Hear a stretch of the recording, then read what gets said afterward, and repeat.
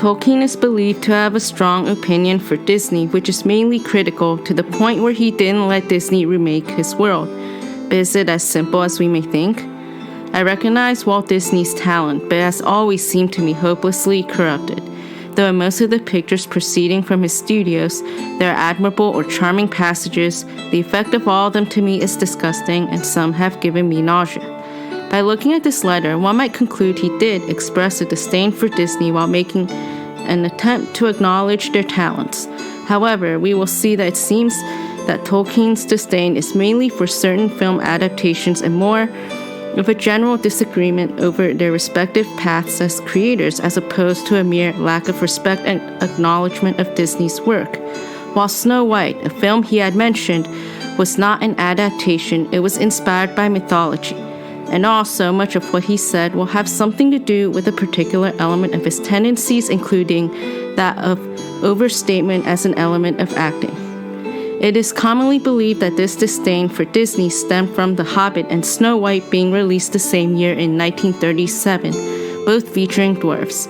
Meanwhile, Tolkien and his friend C.S. Lewis watched Snow White and didn't like the dwarfs shown there. While Tolkien's disdain for the dwarfs were briefly mentioned, it was Lewis, not Tolkien, writing the letter expressing the bulk of the disdain being expressed in general for Snow White's dwarfs.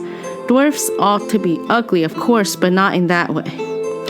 And the dwarfs' jazz party was pretty bad.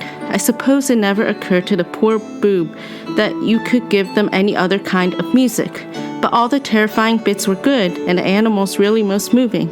And the use of shadows, of dwarfs and vultures was real genius. What might not have come of it if this man had been educated or even brought up in a decent society? However, it's not to dismiss any concern Tolkien might have had. It has been said that Tolkien did mention, however, in other letters to Lewis his disdain, and also on fairy stories, that he didn't want to make children's stories childish, though it was unknown whether he was referring to Walt Disney or any other work, or if it was merely assumed. It can be concluded, however, that he wrote works such as The Hobbit, taking great pains to make it a children's book without it being childish. But it was published a couple of months before Disney's Snow White and could presumably be also coincidental. Tolkien's statement of Disney's corruption came much later in 1964. A year later, Tolkien wrote a letter to Jane Dixon affirming that neither he nor his publishers intend to let Disney make a film of his books. A reference to this letter was shown in Skulls and Hammond's j.r.r. Tolkien Companion and Guide. It can be implied that Tolkien's refusal to make children's books childish was motivated by what he saw from Disney, but is also overstated, as it could be about any other film as well. Meanwhile, Tolkien's publishers have asked Disney to make a film of his works, to which they eventually rejected as well, since they figured his works would be too long and financially difficult to make as films. It is true that in recent times, fairy stories have usually been written or adapted for children, but so may music be, or verse, or novels, or history or scientific manuals. It is a dangerous process, even when it is necessary. So would a beautiful table, a good picture, or a useful machine, such as a microscope, be defaced or broken if it were left long unregarded in a schoolroom.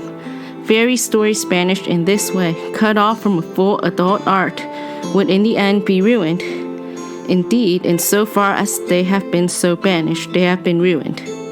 But if Disney were part of the problem of fairy tales being infantilized, it is also quite possible that they would be far from the only ones. Also, Tolkien was known for his hyperbole as an element of acting. He also had a habit of understatement, which is common among his neighbors, which is shown in On Fairy Stories, when he claims that he has not studied them well while he has studied a wide range of sources that are mostly modern. But we will focus on the former today. Disney is a well-known thing that he had criticized, but it is far from the only one. I can't stand George MacDonald's books at any price at all. As a child, I couldn't stand Hans Christian Andersen, and I can't now. I conceived a loathing for Peter Wimsey and his creatrix, not surpassed by any other character in literature known to me. These are empathic reactions, but can they be taken at face value? C.S. Lewis once remarked that Tolkien's lively mind sometimes leads him with perfectly innocent intentions to overstate things.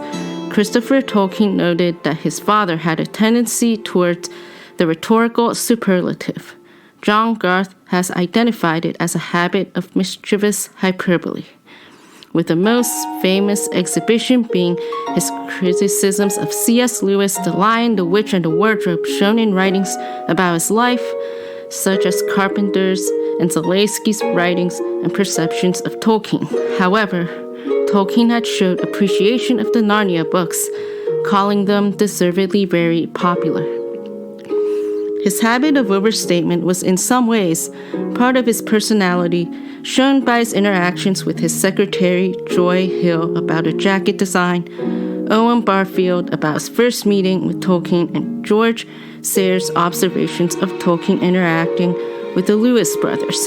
Thus, criticisms such as that of Disney, as well as the other aforementioned authors, George MacDonald, Hans Christian Andersen, Dorothy L. Sayers, and the like, should be read with this habit and awareness in mind.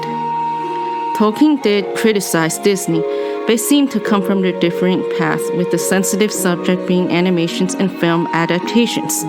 Thus, we would only really know that at the time he didn't think that Disney would adapt his work well. We arguably wouldn't really know his true opinions of Disney as a whole.